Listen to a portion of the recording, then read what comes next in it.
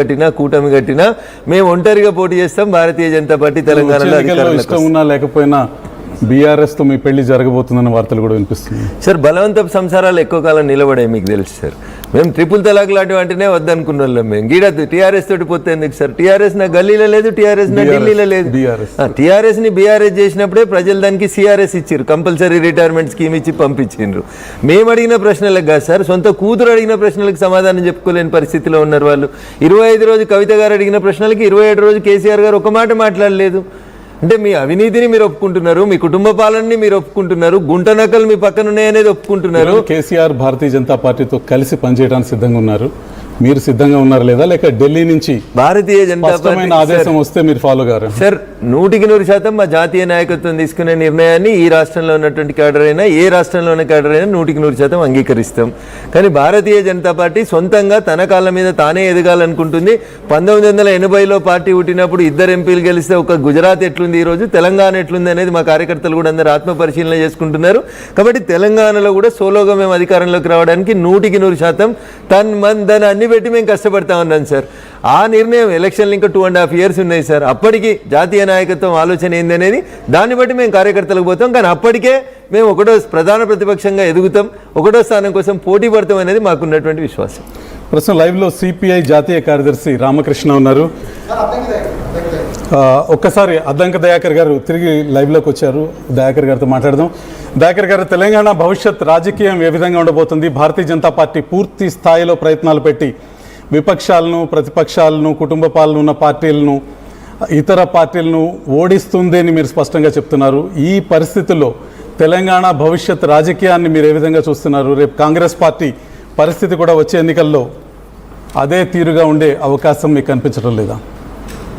వచ్చే ఎన్నికల వరకు బీజేపీ పునాదులే కూసాలే కదిలే రోజులు ఉన్నాయి. ఇంక కాళ్ళు చేసేదేమున్నది. కానీ ఇక్కడ ఒకటే రవిప్రకాష్ గారు, గెలవడానికి వాళ్ళు అనుసరిస్తున్న తీరు వల్ల ప్రజల్లో వచ్చే నష్టాన్ని గమనించకుండా గెలుపులే లక్ష్యంగా ఇప్పుడు నేను అంటున్న 22 రాష్ట్రాల్లో అధికారంలో ఉంది బీజేపీ. ఎందుకు మరి 400 సీట్లు రాలేకపోయినాయి? అంటే ఎన్నికలకు ఒక కొత్త అంశాన్ని తెర మీదకి తెచ్చి రాజకీయ లబ్ధి పొందడానికి బీజేపీ వ్యవస్థల పత్రం ఏం చేస్తుందో దానివల్ల వాళ్ళు గెలుస్తున్నారు. అదే గెలుపు అంటున్నారు. నేనంటున్న అవసరం ఉందని పార్టీ అంటే బెదిరించి ఎల్పియు మనోడు ఉంటాడు చీఫ్ మిట్టల్, వాళ్ళు సజావుగా ఇంకో చెడ్డా అని పిల్లగాడు బాగానే అటు ఇటు మాట్లాడుతున్నాడు. వాళ్ళందరినీ తీసుకొని ఆపును పతనం చేయడానికి వాళ్ళు చేసిన రాజకీయ విధ్వంసం మాకు గొప్ప అని చెప్పుకుంటారు వీళ్ళు. ఇంతకంటే ఇంకా ఏమన్నా ఉందా? దయాకర్ గారు, ఎన్నికలు అయిపోయాక ఎన్నికల ప్రసంగం మీరు చేస్తున్నారు. నేను అడిగేది భవిష్యత్ తెలంగాణ రాజకీయాలు ఏ విధంగా ఉండబోతున్నాయని. తెలంగాణలో వాళ్ళ ఊసు పగటి కళలు గనకని అని చెప్పంటున్నా. మీరు 2029 ఎలక్షన్లకు మీ పార్టీ పతనమే ప్రజా తిరుగుబాటుతో పెద్ద ఎత్తున నష్టపోబోతున్నారు. ఇంకెందుకు ఆ హెచ్చులంటున్నా? 8 ఎంపీలు వచ్చినా కూడా మీ పెర్ఫార్మెన్స్ తెలంగాణలో ఏముంది?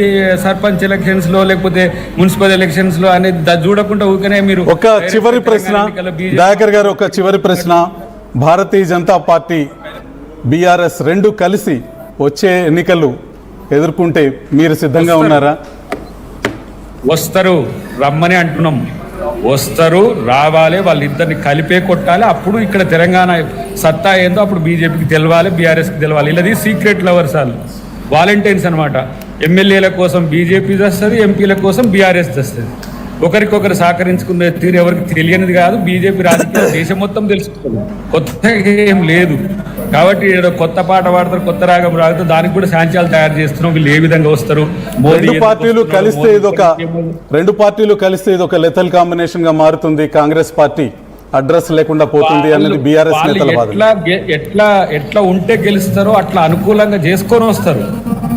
ఎట్లనైనా రండి అంటున్నాం. కలిసి వస్తారా, విడివిడిగా వస్తారా, ఎట్లా వచ్చినా సిద్ధం కాంగ్రెస్ పార్టీ. ఇక్కడ బీజేపీకి ఇక్కడ శరాఘాతం, బీఆర్ఎస్ కు ఒక రకంగా భూస్థాపితం, రెండు రకాలుగా జరుగుతాయి. సార్, నేను మొదట బీఆర్ఎస్ బీజేపీ కలుస్తాయి అనేటువంటి ఈ ప్రచారం వల్ల, కొంతమంది పెద్దలు చేస్తున్న ప్రచారం, కొన్ని మీడియా సంస్థలు చేస్తున్న ఈ ప్రచారం వల్ల గుండె జారిపోయినటువంటి టీఆర్ఎస్ కార్యకర్తలు ఏమన్నా టీఆర్ఎస్తో అంటిపెట్టుకోవడానికి ఆ పార్టీ చేస్తున్నటువంటి ఒక దింపుడు గల్ల వాచ తప్ప ఇంకొకటి కాదు సార్. ఎవరుంటారు టీఆర్ఎస్లో? ఎందుకుంటారు?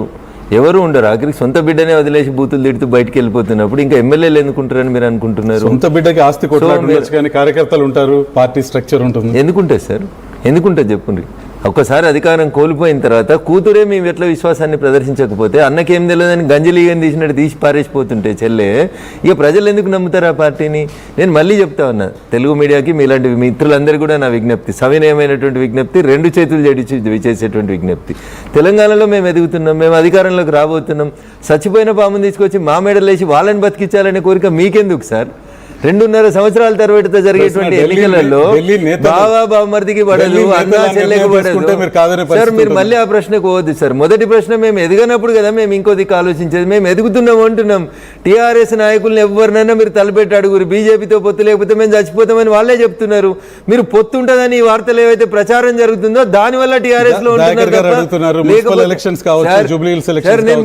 నేను మళ్ళీ చెప్తా మీకు, ఏ పార్టీ ఏ రాష్ట్రంలో అధికారంలో ఉంటే ఆ రాష్ట్రంలో ఆ పార్టీకి అనుకూలంగా సర్పంచులు ఎంపీటీసీలు గెలుస్తారు.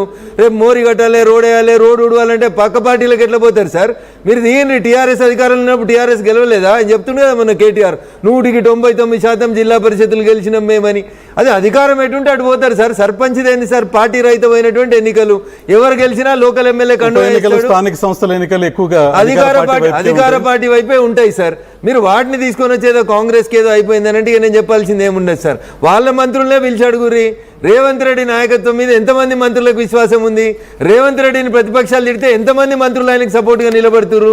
అసెంబ్లీలో ఆయన ఒక్కడి తప్ప ఆయన తరఫున నిలబడని పేరు ఒక్కటి పేరు చెప్పురు సార్.